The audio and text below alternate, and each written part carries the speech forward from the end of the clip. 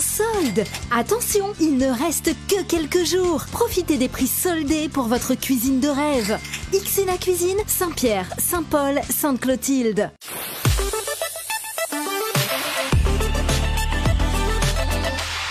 On refait la Réunion plus verte avec le nouveau ciment Volcan Écolabel d'Holcim. On refait la Réunion midi. Merci de nous rejoindre sur Artel Réunion. C'est l'heure de votre émission de Libre Antenne. On refait la Réunion midi. Vos appels sont les bienvenus au standard, je vous le disais. Le numéro pour nous joindre, c'est bien sûr le 02 62 234 567. Cette émission vous est présentée par Antoine Gélin. Bonjour Antoine. Bonjour Mandy, bonjour tout le monde. L'histoire des enfants de la Creuse est tout à la fois une histoire simple et complexe à appréhender et à raconter. Ce qui est simple, c'est que entre 1962 et 1984, plus de 2000 enfants ont été arrachés à leur île, direction la métropole, dans le cadre d'une politique mise en œuvre par le gouvernement français. Ces enfants ont eu plus ou moins de chance. Certains sont arrivés très jeunes, d'autres beaucoup moins. Certains sont tombés dans des familles aimantes, d'autres pas. Certains n'ont jamais eu la nostalgie de la Réunion, d'autres si, avec toutes les nuances possibles dans ces parcours de vie qui ne se limitent pas à une seule histoire. Pourtant, il faut la transmettre aux générations futures, cette histoire des enfants de la Creuse. Ce qu'on ne peut pas comprendre, analyser, expliquer, on ne peut pas le transmettre. Voyez-vous, un prof d'histoire, enseigner les mathématiques, je vous cache pas que ça aurait pu arriver il y a quelques années, c'était les années Sarkozy et ce fameux décret Robien. À moins que je me trompe, actuellement, quand on est prof d'histoire, on ne peut pas enseigner les maths dans nos établissements scolaires. Le contraire me paraîtrait quand même incongru. Autre métier, même exigence. Vous savez qu'un des socles du journalisme, c'est de transmettre. C'est ce qui motive bon nombre d'entre nous et de mes confrères. Voyez-vous, un journaliste parler de l'octroi de mer en ayant survolé le sujet? Eh ben oui, vous le voyez, hélas, tous les boulangers ne font pas forcément du bon pain. Pardon, boulanger, c'était pour l'image. Pour transmettre, il faut donc comprendre de quoi qu'on cause. Excusez le langage.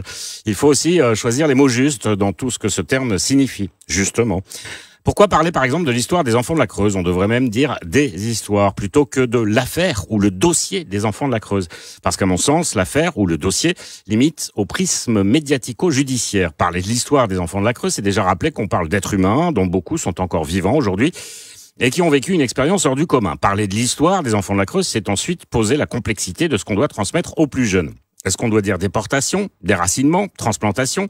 Et qui doit trancher? Où se situe l'équilibre entre l'émotion que ces histoires suscitent légitimement dans la mémoire collective, dans chaque mémoire individuelle aussi, et le traitement objectif d'un fait historique? De cette histoire des enfants de la Creuse, il reste des sources orales et des sources écrites, des œuvres artistiques, des documentaires, des études, parfois incomplètes, jusqu'à ce que la Commission temporaire d'information et de recherche historique, présidée par le sociologue Philippe Vital, publie l'étude la plus fournie. 690 pages qui mettent au jour la complexité de l'affaire et divergent radicalement des discours mémoriels et médiatiques construits jusque-là. L'étude de la Commission souligne aussi les problèmes plus généraux liés à la politique d'émigration menée par le Bureau pour le développement des migrations intéressant les départements d'outre-mer, le tristement célèbre BUMIDOM, et met en évidence les manquements de l'aide sociale à l'enfance pour tous les mineurs de France. Alors comment enseigner l'histoire des enfants de la Creuse? Philippe Vital et l'historien Gilles Gauvin se pose la question dans un ouvrage qui vient d'être publié aux éditions Canopée. La publication de ce livre est une bonne nouvelle. Elle démontre qu'on est probablement passé à une nouvelle phase de cette histoire. La phase de transmission qui se construit à côté des autres travaux historiques ou artistiques. Toutes ces histoires, celle écrite de Jean-Jacques Martial, Une enfance volée, qui a récemment été édité en livre de poche, ou encore celle de Jean-Pierre Gosse, qui à travers son livre intitulé La bête que j'ai été, livre un témoignage lui aussi poignant. Ces histoires, elles sont déjà dans notre patrimoine commun, à travers ses œuvres littéraires, des documentaires, des chansons, pas beaucoup. De cette polyphonie mémorielle, selon le terme choisi par les auteurs de l'ouvrage, il s'agit désormais de faire comprendre aux prochaines générations cette histoire des enfants de la Creuse, sans être dans la posture ni d'un avocat ni d'un procureur. Et ce n'est pas oublier ces histoires personnelles, celle de Bébert par exemple, chantée par Daniel Waro, ou celle de Jean-Pierre Mutulachimi, qui a fondé le groupe Creusot, réunionnais Faham, symbole de la double culture dont les enfants de la Creuse ont hérité.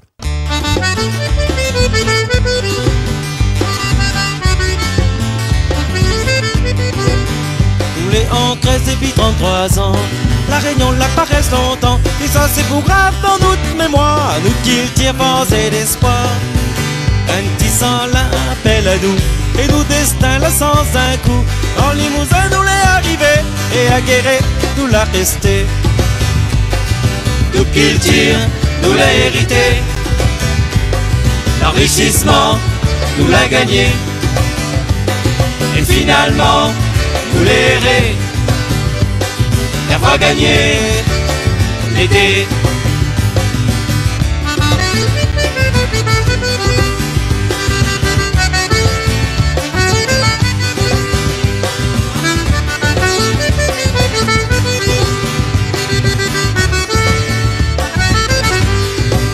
Un autre vie pour nous l'été né, nous l'a pas oublié d'être régnonné, nous l'a apprendre petit mélange, avec ça que nous l'avait en essence.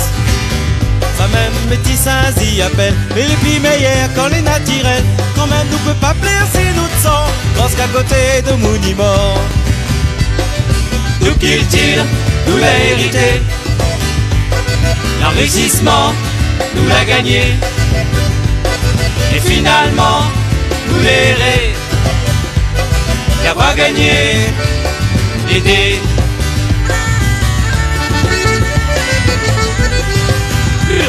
Elle est belle cette chanson, hein. Oui, Chanson oui, de. très bien. Bah oui, merci. Merci de me répondre, hein, Mandy. Vous êtes là? Non, bah oui, je suis là. C'est Très bien. Femmes, vous le connaissiez ce groupe? C'est un Non. groupe creusot réunionnais, ou le contraire, réunionno-creusois, fondé par notamment Jean-Pierre Moutoulachimi. Donc voilà, c'est un peu son histoire, c'est sa vision, et justement on va discuter avec Gilles Gauvin, qui est historien, et Valérie Andanson, qui est la présidente de la fête, de cette complexité de l'histoire des enfants de la Creuse. Bonjour Valérie Andanson d'abord. Bonjour. Bonjour Antoine. Mettez bien votre micro. Voilà. C'est bon. Bonjour voilà, Antoine. Bonjour, et on est ravis de vous accueillir ici à La Réunion. On peut le dire, Aïe, vous avez posé vos valises. Ça y est, j'ai posé mes valises il y a 2 semaines. Ouais, ça fait plaisir. Présidente de la FED, la Fédération des enfants déracinés des Drômes. Et Gilles Gauvin, bonjour. Bonjour. Historien, auteur de ce... Tiens, je vais le montrer à la caméra. Hop, si j'y arrive, voilà. Historien, auteur de ce livre, Enseigner l'histoire des enfants de la Creuse, avec Philippe Vital, hein, le président de la commission. Et c'est pas innocent hein, que ce soit les éditions Canopée qui sortent votre livre. On peut rappeler ce que c'est un peu vite fait Canopée? Oui, bien sûr, ce sont des éditions à destination du monde enseignant. Ouais, voilà. Et donc ce livre s'adresse principalement aux enseignants, mais quand même est accessible à tout le monde. Oui. Et c'est un outil de plus pour les enseignants qui ont la lourde tâche aujourd'hui de transmettre cette question comme d'autres questions mémorielles. On a parlé des harkis récemment. Oui. Donc ça ne se fait pas sans être outillé. C'est-à-dire que oui. Alors moi quand j'ai lu ce livre, c'est vrai que je me suis dit bon, on parle bien sûr hein, de l'histoire des enfants de la Creuse, mais effectivement on peut adapter vos réflexions parce que voilà, c'est des réflexions aussi philosophiques, historiques. Enfin voilà, vous êtes prof d'histoire aussi à peut-être d'autres situations. L'enfance déracinée, c'est 50 millions d'enfants concernés dans le monde. Oui, bien sûr, c'est une approche réflexive qui est là aussi pour servir d'outil à toutes les questions mémorielles. C'est-à-dire que on s'est appuyé sur ce qui existe, bien sûr, et à l'aide des recherches que nous avons menées, on apporte notre pierre à l'édifice en réfléchissant sur cette question particulière. Si vous prenez une image, est-ce qu'on peut regarder cette histoire des enfants de la Creuse à travers les yeux d'un historien, d'un sociologue, d'un journaliste, d'un réunionnais, comme un arbre qui finalement a grandi, il y avait des racines, qui a grandi au fur et à mesure des études, qui ont été et même les œuvres artistiques, je pense, ont participé quand même à ce travail de mémoire. On va peut-être discuter de ce mot-là. Et puis finalement, est-ce que vous êtes d'accord quand je dis en gros qu'il y a une nouvelle branche qui vient de naître, cette branche de la transmission qui n'était pas possible avant? Oui, effectivement, là, je pense que tout est prêt pour cette deuxième phase. Il faut voir ça comme l'aboutissement d'un long processus. C'est-à-dire que, vous l'avez rappelé tout à l'heure, il y a eu le rapport fait par la commission qui, grosso modo, est une thèse de 690 pages. Et avec mes collègues, comme nous sommes tous enseignants, on s'est dit on ne peut pas expliquer sans transmettre.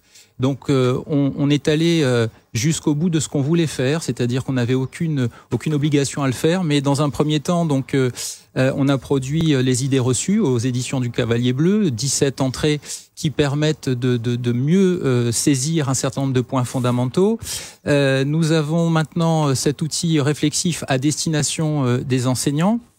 Et puis, je dois souligner quand même que dans l'Académie de l'île de la Réunion, il y a eu une dynamique autour de cela. Oui. Parce que avant même que ces outils soient disponibles, on a eu donc j'ai assuré avec un collègue pendant 2 ans au plan académique de formation, c'est-à-dire la formation continue des enseignants, une thématique sur les migrations réunionnaises de la Sakaï aux enfants de la Creuse. Oui. Et à partir de là, dans les nouveaux programmes de lycée qui viennent d'arriver, il y a 2 ans dans les programmes dans le lycée professionnel, il y a des adaptations donc outre-mer depuis 2000.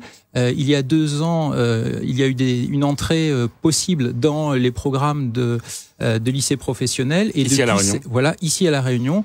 Et depuis, il y a eu aussi l'entrée en lycée général et technologique en classe de terminale. Donc ça n'est pas rien. Allez-y. Pour compléter, parce que cette question est une question nationale. Donc, voilà, en proposant un outil chez Canopé, parce qu'il existait, il y avait déjà des enseignants qui essayaient de s'aventurer sur le sujet, mais tout est là, tout est en place pour que les enseignants qui veulent travailler sur le sujet au niveau national, au niveau local, en Guadeloupe si on veut, puissent le faire. Donc on va y revenir là-dessus. Pardon, Valérie Andanson, par rapport donc à ce que je disais, cette fameuse branche là qui est en train de pousser, on l'attendait cette branche parce que on va pouvoir s'accrocher à cette branche pour transmettre aux générations futures. Ah, tout à fait, parce qu'en fin de compte, nous sommes l'exemple même de ce qui ne doit pas se faire.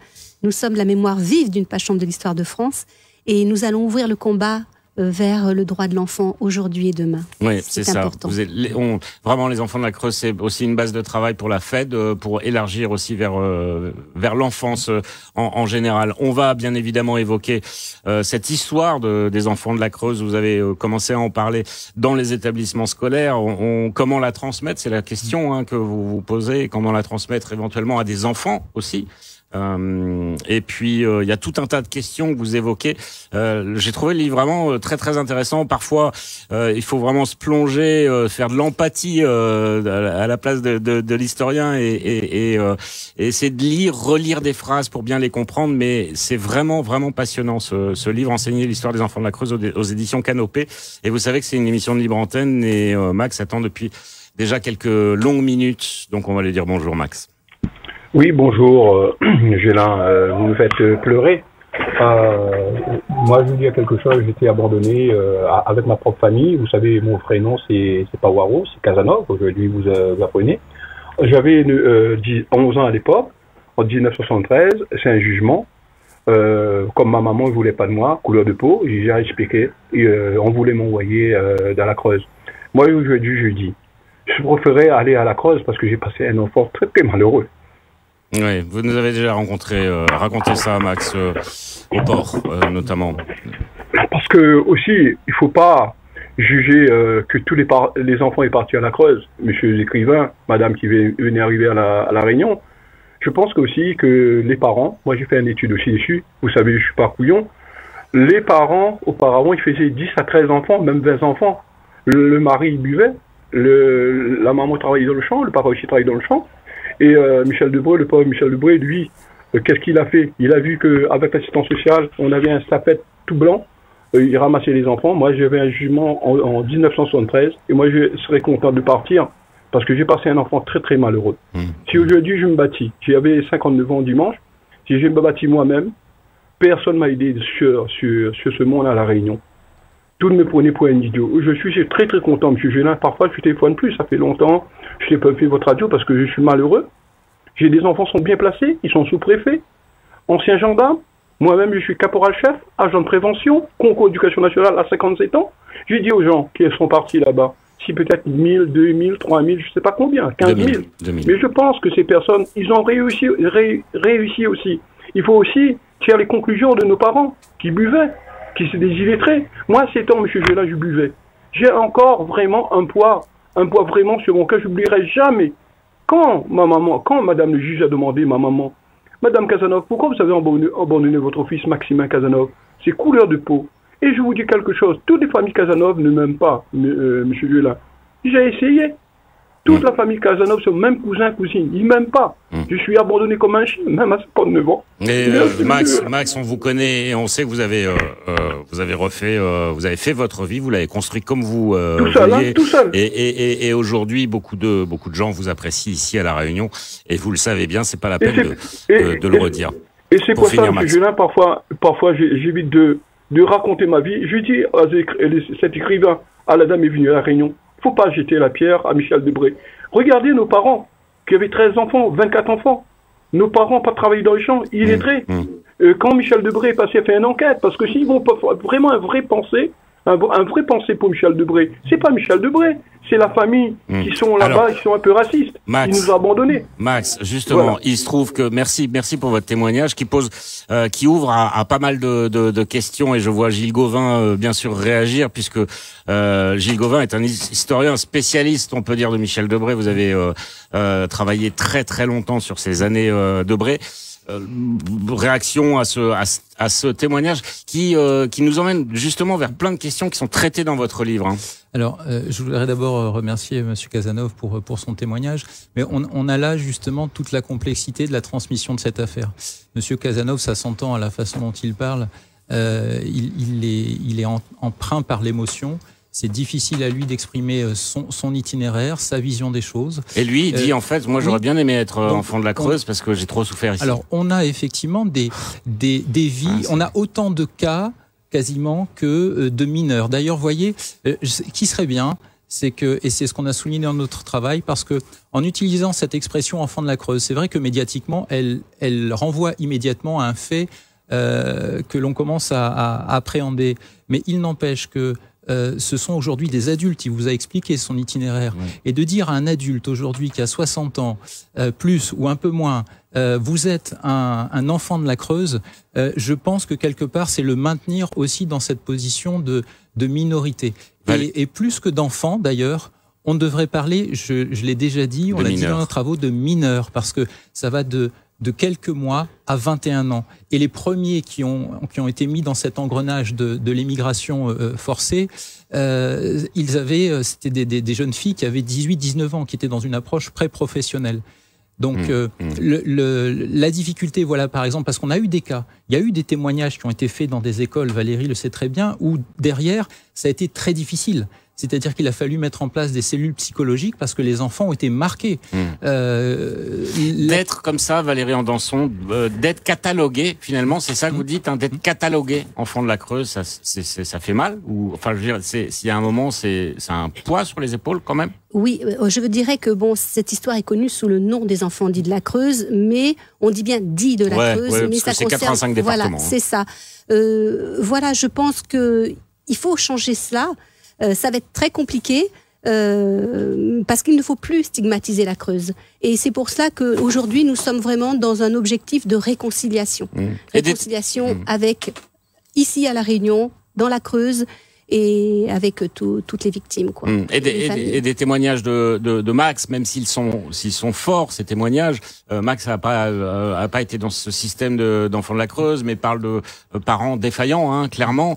Et quand on découvre cette histoire des enfants de la Creuse, on se dit, mais finalement, on pourrait se dire, mais finalement, ces enfants ont eu de la chance parce qu'ils étaient tous dans des familles défaillantes. C'est pas le cas quand on découvre la vérité historique. C'est tellement différent, chaque cas est unique. Il y en a eu des familles défaillantes, mais pas que. Je peux rebondir si c'est possible. Valérie. Je comprends Monsieur Casanova. Oui, il y a eu de la misère ici à La Réunion. Oui, il y a eu beaucoup de maltraitance certainement, mais il faut surtout pas qu'il oublie qu'il y en a eu aussi énormément dans les départements ruraux de la métropole.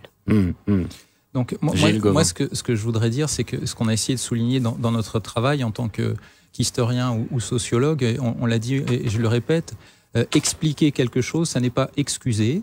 Et l'énoncer, ça n'est pas non plus dénoncer. Voilà, c'est-à-dire que... c'est le sociologue Bernard Lahire qui dit ça. Voilà. Donc, dans la transmission de cette histoire, le rôle de l'enseignant, c'est finalement de donner des éléments, des faits, pas des fake news, mais des faits et des moyens d'analyser ces faits aux jeunes afin qu'ils arrivent à se construire leur opinion de citoyen. C'est-à-dire que quand on enseigne une thématique, l'objectif, c'est aussi que le jeune, il arrive à penser par lui-même. Donc, pour arriver, et c'est très compliqué, c'est très très compliqué d'arriver à penser soi-même parce qu'il faut avoir beaucoup de connaissances et il faut avoir des méthodes d'analyse. Donc, l'idée, et constamment on utilise ça. Il y a des tas de questions douloureuses que l'on enseigne aux élèves. Là, on a parlé des harkis, ça peut être la Seconde Guerre mondiale, où constamment on se base sur le témoignage. Mais il faut arriver, j'allais dire, à prendre le témoignage pour ce qu'il est, c'est-à-dire un objet historique.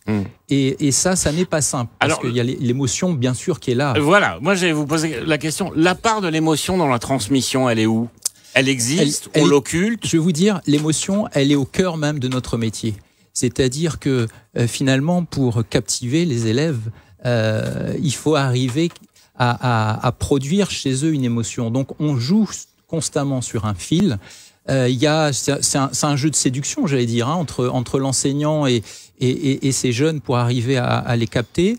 Mais à un moment donné, il faut aussi les mettre en position de s'exprimer. C'est ce qui manque, je pense, le plus à notre enseignement, c'est-à-dire que la parole sorte, un échange. Que la parole sorte et que l'on guide cette parole. Mais il faut une bonne base quand même. Faut que ces élèves aient les éléments factuels, historiques. Par exemple, vous l'avez dit, c'est un métier. Oui, clairement. Et c'est un beau métier. Se limiter, par exemple, au livre Une enfance volée de Jean-Jacques Martial. C'est évidemment, moi, je l'ai lu 2 fois, j'ai pleuré 2 fois. Mais ça reste limité par rapport aux histoires des enfants de la Creuse. C'est ça ce que vous voulez dire. Il faut le lire, ce livre. C'est absolument essentiel pour que chaque Réunionnais doit le lire, ce livre, et s'intéresser aux autres œuvres littéraires, etc.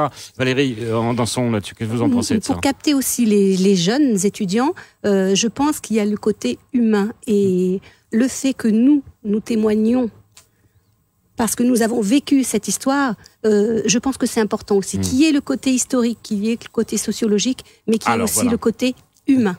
Et ça, c'est les 5 prismes, les 5 enjeux que vous évoquez au début de votre livre, Gilles Gauvin, avec Philippe Vital. Vous dites la mémoire relève principalement de 5 enjeux. Et j'ai presque envie de dire la transmission mémorielle, j'ajouterais, relève principalement de 5 enjeux historiques, sociologiques, juridiques, philosophico-éthique et étatique. Et l'histoire des enfants de la Creuse vue par ces 5 prismes, comment dire, je dirais pas change complètement, mais le message est à chaque fois un peu différent, quoi. Bien sûr. Je vais, parce que là on entre dans des choses complexes, mais je vais le prendre sous un angle assez simple. Lorsque nous avons mené notre recherche, on est allé à l'écoute justement de ce qu'il y avait à dire sur le sujet, et Philippe Vital menait déjà depuis plus d'une dizaine d'années ce travail. Et le rapport à la mémoire n'est pas forcément le même chez un sociologue et chez un historien, d'où l'intérêt aussi de cette recherche pluridisciplinaire. Par rapport à ces mémoires, parce que il y a 2 façons de faire. Vous voyez, il y a des dossiers écrits qui restent. Et à l'époque, on n'avait pas le téléphone portable, donc beaucoup de ces ex-mineurs ont écrit. Et donc, il reste des courriers qu'ils ont échangés, souvent avec les personnes de la DAS. Et il se trouve que aux archives de la Creuse, par exemple, ils ont fait un gros travail, c'est-à-dire qu'à chaque fois que ces personnes se sont exprimées, ils ont ajouté dans leur dossier les articles de presse. Donc, on voit ce qu'ils disent aujourd'hui et ce qu'ils en disaient à l'époque. Bien. Par rapport à ça, nous ne nous sommes jamais posés en juge, c'est-à-dire de dire il ment complètement par rapport à ce qui s'était passé, ou alors ça n'a rien à voir. On accepte leur subjectivité comme elle est. Voilà, c'est-à-dire que ce qu'il faut arriver à comprendre aussi, c'est que d'abord la mémoire, elle évolue dans le temps en fonction de son vécu. Et ce qui est intéressant à comprendre, c'est tout le travail de recontextualisation, c'est de dire mais pourquoi à ce moment elle exprime ceci par écrit et après, un peu plus tard, elle va exprimer ça.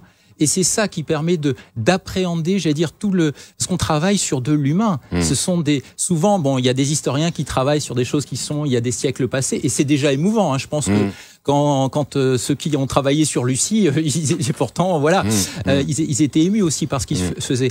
Et donc là, il faut arriver à toucher l'humain, tout en recontextualisant, c'est-à-dire que le regard qu'on a aujourd'hui, soi-même chacun, sur son propre passé, par exemple sur ses souvenirs d'école, c'est une reconstruction.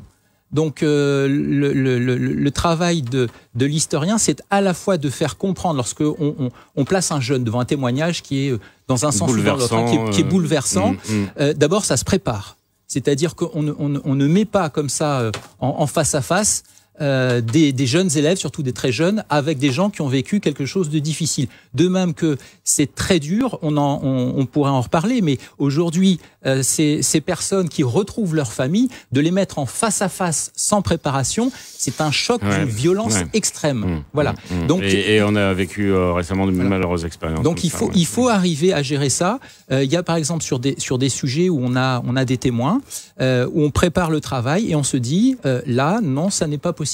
Parce que il y a telles circonstances qui font que on va au-devant d'un problème. Mais le témoignage est important. Voilà, donc il faut pas l'exclure parce que c'est une vision subjective de ce qui s'est passé et cette vision subjective, c'est elle aussi qui, ajoutée à d'autres, font la grande roue de l'histoire. Voilà.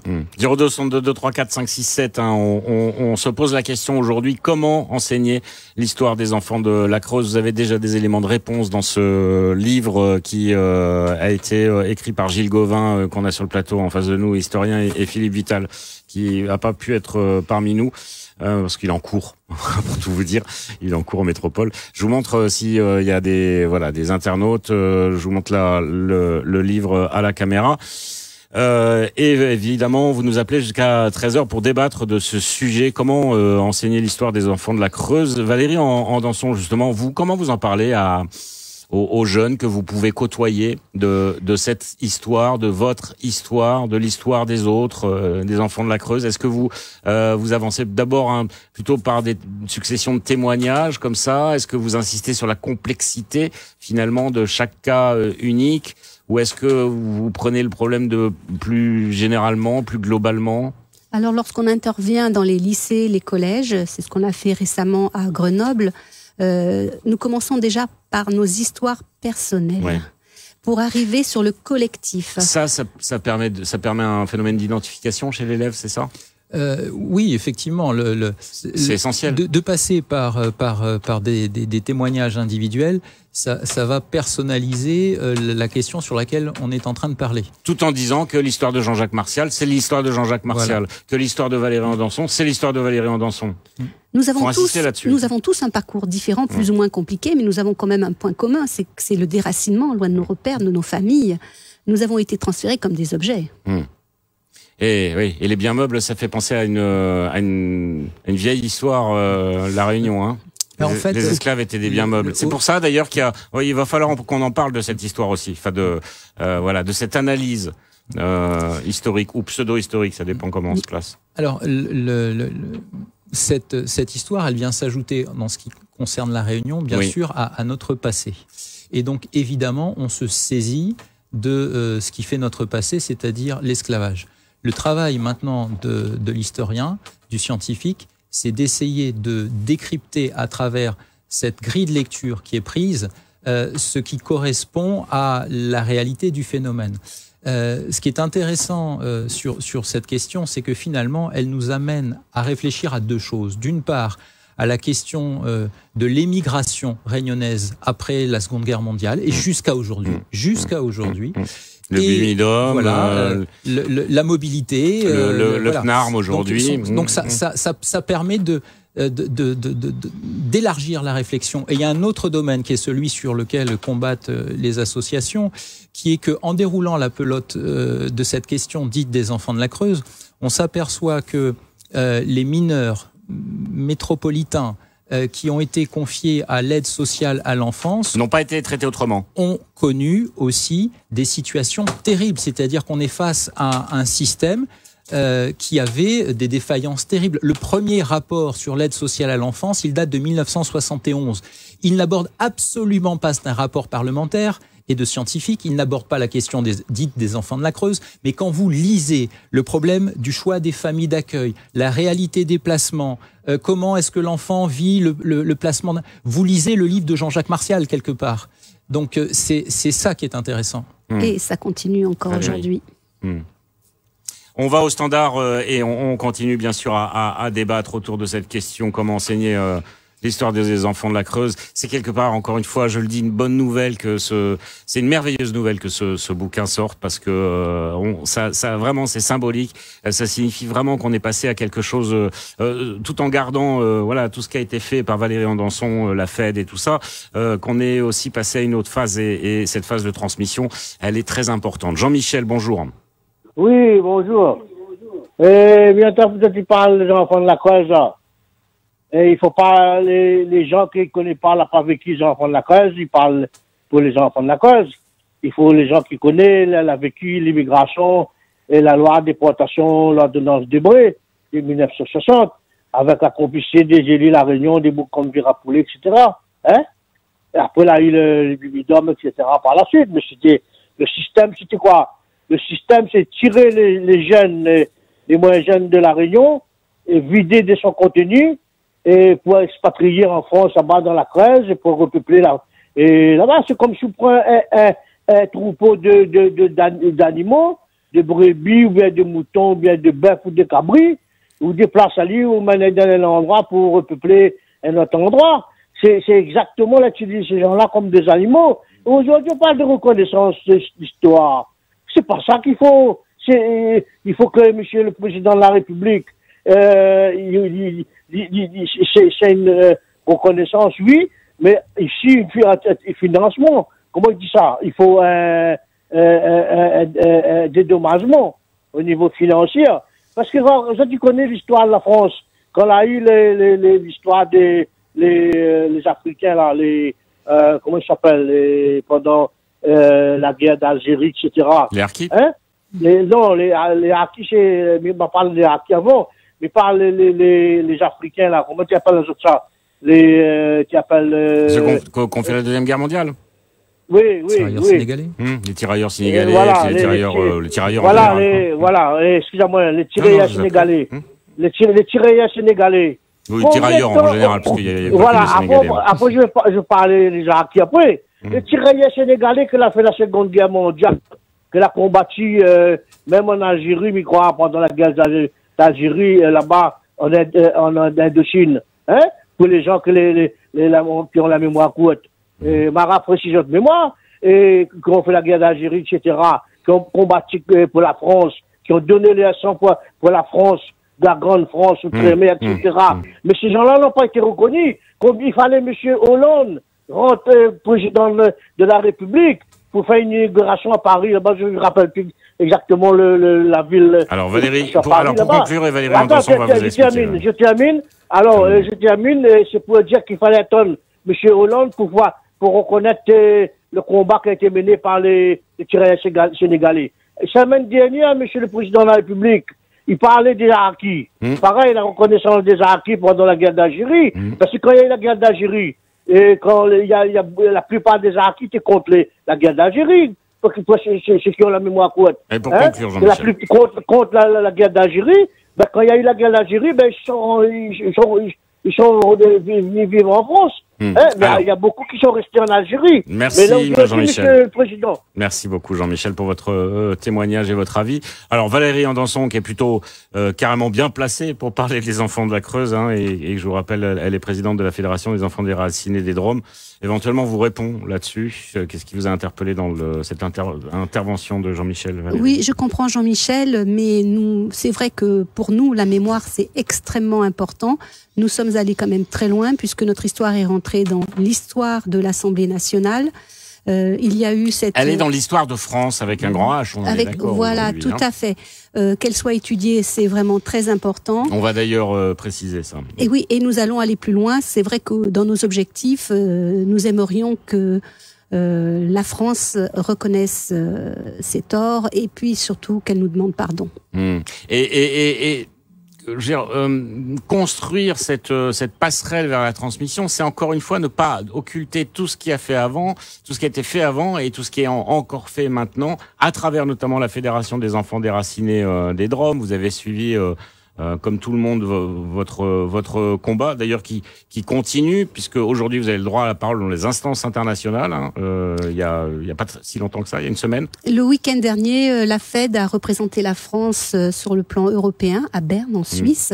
C'est-à-dire qu'il y avait 17 pays européens représentés qui ont connu l'exil d'enfants. Et c'est le fait de s'associer comme ça, d'aller beaucoup plus loin, au-delà, jusqu'au plan européen, va nous permettre d'avancer dans la construction, la reconstruction de nos vies. Et on avance sur plusieurs plans, la construction, la reconstruction des vies de ces enfants, la mémoire, la transmission aussi, c'est un autre plan. Juste sur ces 5 enjeux, historiques, sociologiques, juridiques, philosophico-éthiques et étatiques, on doit leur transmettre tout ça aux gosses? Non, tout dépend du niveau où vous intervenez, mais par contre, l'enseignant qui va transmettre une parole, que ce soit à des élèves d'école primaire ou du secondaire ou à des étudiants, il doit maîtriser ça pour comprendre où il met les pieds et la façon dont il doit parler. C'est-à-dire, on ne peut pas enseigner une question lorsqu'on ne dispose pas de travaux universitaires et d'une réflexion méthodologique pour le faire. On doit parler, par exemple, de comment on voyait l'agent ou quelqu'un qui travaille dans l'administration et qui est à l'époque de la DAS, l'AS, c'est ça, l'ASE. Il faut les entendre aussi, ces gens-là, parce que quand on lit des témoignages d'administratifs, finalement, on s'aperçoit qu'ils n'avaient pas du tout conscience de la gravité de la chose, finalement. En fait, tout dépend de l'échelle où ils se trouvaient, mais on a trouvé des traces. Par exemple, d'un animateur qui faisait son stage à Albi et qui a fait son rapport de maîtrise en suivant une cohorte de Réunionnais et en faisant des propositions qui allaient au-delà des Réunionnais, c'est-à-dire qu'il a des enfants qui ne sont pas du territoire et qu'il faut gérer. Et de même qu'au niveau du ministère aussi. On a dès 1971 une personne qui travaille dans les bureaux mais qui est une femme médecin et qui parle d'utopie dangereuse. Donc les signaux, ils sont là. La difficulté, c'est que c'est une énorme machine, l'aide sociale à l'enfance.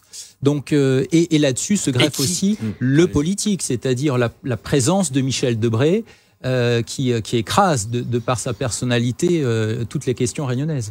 Et c'est un spécialiste, je rappelle, de Michel Debré qui vous parle. Là-dessus, Valérie Andanson, vous la machine de l'ASE, il faudrait, je pense, maintenant, la grosse machine de guerre, il faut l'améliorer. Donc c'est vrai que dans notre combat, nous allons être dans cette voie-là aussi. Ça, c'est du domaine de la transmission aussi, de dire, aujourd'hui, l'aide sociale à l'enfance, ça existe toujours et ça fonctionne peut-être pas aussi mal que dans les années 70, mais enfin, selon vous, en tout cas... Mais j'allais dire quelque part, c'est dans les manuels, puisqu'on travaille, que ce soit en éducation civique ou en éducation morale et citoyenne au lycée, on travaille sur les droits des enfants. Donc quand on travaille sur les droits des enfants, qu'est-ce que l'on fait constamment?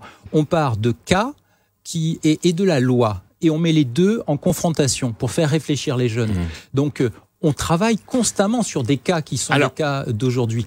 Et dans ce cadre-là, rien n'interdit maintenant que ce soit un auteur de manuel ou que ce soit un enseignant de l'Hexagone de prendre ce sujet et de l'étudier, de faire une étude de cas. Il est outillé pour le faire. C'est-à-dire que les droits de l'enfant, je ne sais plus à quel moment on commence à étudier ça, à être un petit peu sensibilisé à ça quand on est écolier. Mais enfin, ça arrive assez tôt. Et finalement, cette histoire des enfants de la Creuse, elle peut pas illustrer justement cette thématique. J'entends, vous disiez que l'histoire des enfants de la Creuse est enseignée au lycée à la Réunion professionnelle et générale. Mais enfin bon, je sais pas si vous partagez ce sentiment avec moi, Valérie Andanson, mais j'ai l'impression que c'est quand même insuffisant. C'est bien que les Réunionnais ils connaissent l'histoire des enfants de la Creuse. Ça sera encore mieux que les petits métropolitains ils connaissent l'histoire des enfants de la Creuse, justement dans un cadre plus général sur les droits de l'enfant, parce que je trouve que c'est une illustration mais parfaite d'un cours sur les droits de l'enfant, par exemple. Oui, il faut que ça soit national et international. C'est une affaire transgénérationnelle. Donc oui, il est important que elle soit étudiée sur le plan national. C'est l'éducation nationale qui doit se saisir vous attendez aujourd'hui que la rectrice... Non. La rectrice, quelque part, elle s'en est saisie puisque ça a été intégré aux adaptations de programmes. C'est-à-dire que sur son territoire, les enseignants de la Réunion ont le droit, mais aussi le devoir de travailler sur cette thématique. Maintenant, j'allais dire, la thématique, elle est entrée chez Canopé. Canopé, éditeur national pour les enseignants. Donc, le sujet, il peut être travaillé par n'importe qui. Et je peux vous dire qu'il y a bien des sujets sur lesquels les enseignants n'attendent pas de consignes officielles pour travailler. C'est-à-dire qu'on est dans un cadre, on est dans une thématique, on peut se saisir de l'objet que l'on veut pédagogiquement à partir du moment où, un, c'est justifié et où, deux, on est outillé. Parce qu'on a la connaissance grâce à tous ces travaux des historiens, des sociologues, qui soient réunionnais ou pas d'ailleurs, des enfants de la Creuse eux-mêmes, des œuvres artistiques. On remercie Daniel Waro, femmes aussi, d'avoir évoqué cette histoire des enfants de la Creuse, et avec tout ça, on transmet à nos gosses. Merci. J'ai une petite pensée pour TM qui reçoit aujourd'hui un prix pour son ouvrage Piments Oiseaux. Ah, voilà. Génial cette BD, Piments Oiseaux de TM. Merci beaucoup. Merci à tous les deux d'être passés sur ce plateau. J'ai envie de finir par c'est dans votre livre encore une fois, hein, Gilles Gauvin, cette citation lors de l'inauguration du mémorial du camp de Rivesaltes. Alors on n'est pas du tout sur le même sujet des enfants de la Creuse, mais pourtant tellement bien adapté cette citation. Si nous sommes rassemblés, c'est pour que la mémoire de ce mépris d'hier nous rappelle nos devoirs d'aujourd'hui et empêche la répétition de l'horreur de demain. Le livre s'appelle Enseigner l'histoire des enfants de la Creuse. Gilles Gauvin, Philippe Vital. Il est sorti aux éditions Canopé. Allez l'acheter. Très bonne journée à tous. Merci à vous. Sur RTL Réunion, On refait la réunion.